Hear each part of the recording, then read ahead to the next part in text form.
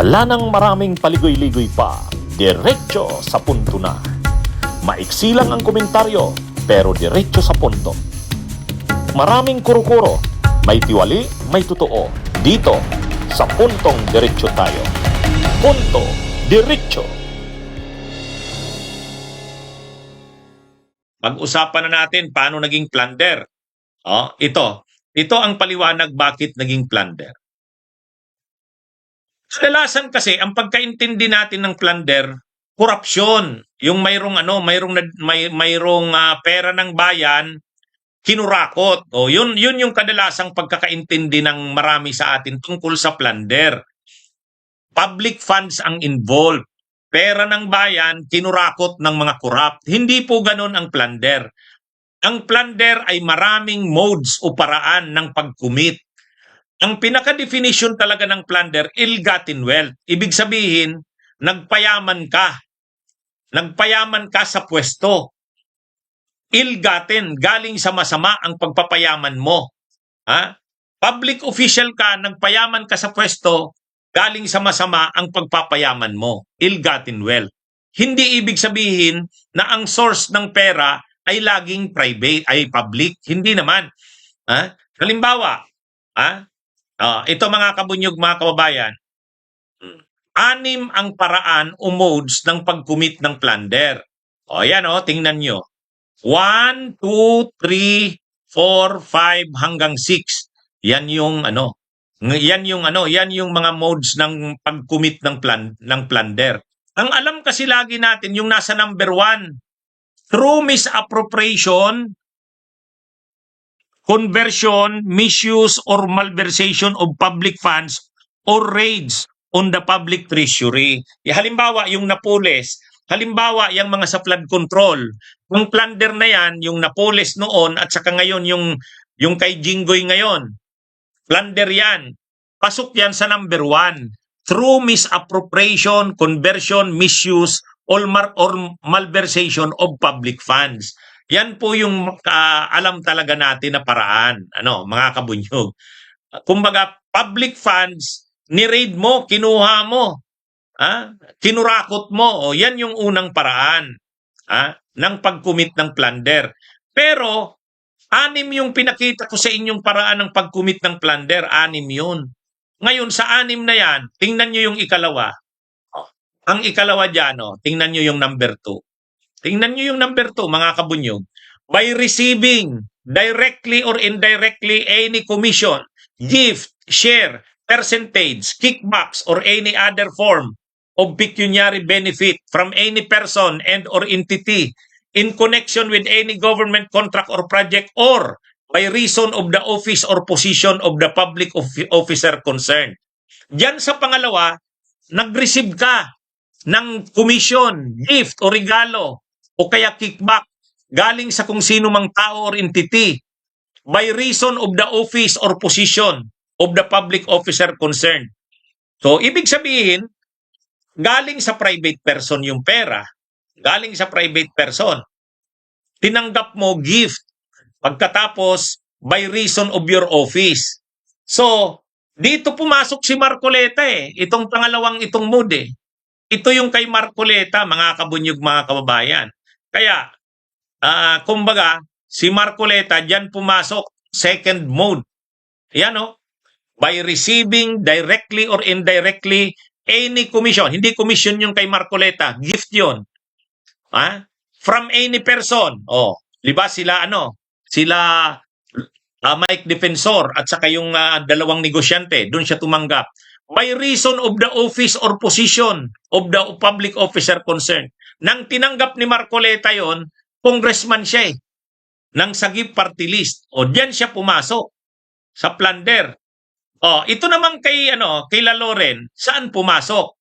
Pumasok sila Loren diyan sa number 6. Pumasok sila Loren sila number 6, basahin ko. Ayan by taking undue advantage of official position, authority, relationship, connection, or influence to unjustly enrich himself or themselves at the expense and to the damage and prejudice of the Filipino people and the Republic of the Philippines. Gan pasok.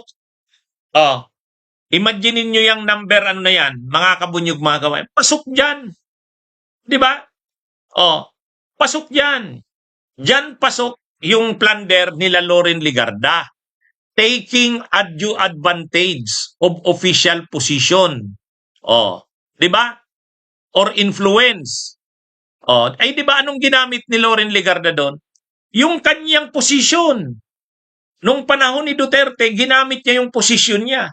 Siya ang chairperson ng Senate Committee on Finance. Ha?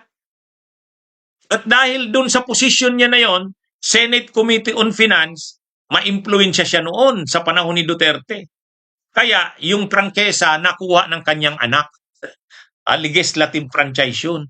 At yung mga kontrata sa Department of Energy, ang DOE Secretary noon si Alfonso Cusi, tao ni Duterte. At malakas si Lori noon kay Duterte. Kaya yan by taking undue advantage of official position, authority, relationship, connection, or influence to unjustly enrich himself or themselves. O, di ba? Nagpayaman sila. Yung sinabi nga ni Ombudsman Boying Rimulya. Hindi naman nila ginawa yung pangako nilang magsusupply ng kuryente gamit ang solar. Nagpayaman lang itong batang ito, itong si Leandro Libeste. So sino ngayon ang na-damage? At the expense and to the damage and prejudice of the Filipino people. Paano nangyari? Ay di ba kulang-kulang tayo nga ng supply ng kuryente? Dapat sana na-develop natin ang solar. Ha? Kasi talaga namang magaling, malaking source yan ng kuryente. Pero bakit hindi ma-develop yung solar na source ng kuryente? Kasi nga, exclusive na binigay dito kila Libeste. Exclusive na binigay dito kila Libeste. Yung power na pribilehiyo na mag-develop ng solar power, sa kanya binigay. Exclusive. Ngayon, sabi ni Nongski, with 50 million threshold, billion nga ang pinag-uusapan diyan. Billion ang pinag-uusapan diyan. Kaya, kumbaga mga kabunyog, mga kababayan, yan pumapasok ang plunder diyan. Ginamit mo ang yung position, influence, connection sa gobyerno para unjustly magpayaman to the prejudice of the Filipino people. Yan yung plunder doon. At series yan ng mga criminal acts. Series yan. Kaya mga kabunyog, mga kababayan, yan yung plunder diyan. Kaya maraming nagtatanong, paano napasok sa plunder yan? Pinaliwanag ko ha. Kaya ito mga kabunyog. Kaya si Loren Legarda nga, talagang may involved diyan kasi taking undue advantage of official position, connection, or influence. Sa tingin nyo, maaaprubahan ba yung legislative franchise na yon ng kanyang anak? Kung hindi dahil kay Loren? Connection kay Duterte? Kaya yung sinasabing plunder, maraming paraan ng pag-commit ng plunder. Yung kay Marcoleta, yung second. Ito, number 6. Kaya nga sabi nga ni Ombudsman Boying Rimulya, itong kasong plunder na ito na sinampak nila sa Ombudsman, nasa ilalim na ito ng preliminary investigation, novel na kaso ito. Ang ibig sabihin ng novel, bago. Ngayon lang yan magkakaroon ng ganyan. Kasi ang pagkakaintindi kasi lagi, sinabi mong plunder, kinurakot mo ang pera ng bayan. Yes, totoo naman yun. Pero may iba-ibang modes ng pag-commit ng plunder. Diyan nga tinamaan ng plunder si Marcoleta eh. Di ba? Mga kabunyog, mga kababayan. Kaya yung laging depensa ni Marcoleta diyan, sabi ni Marcoleta, wala naman akong na kurakot na pera ng bayan. Hindi nga yun eh. Maraming paraan ng pag-commit ng plunder. Yun ang lagi nating pinapaliwanag. Ayan. Kaya ito, mga kabunyog, mga kababayan, So, ito na. Yun. Yun yung mga kabunyog, mga kababayan. Magandang araw sa inyong lahat. Mabuhay po tayo.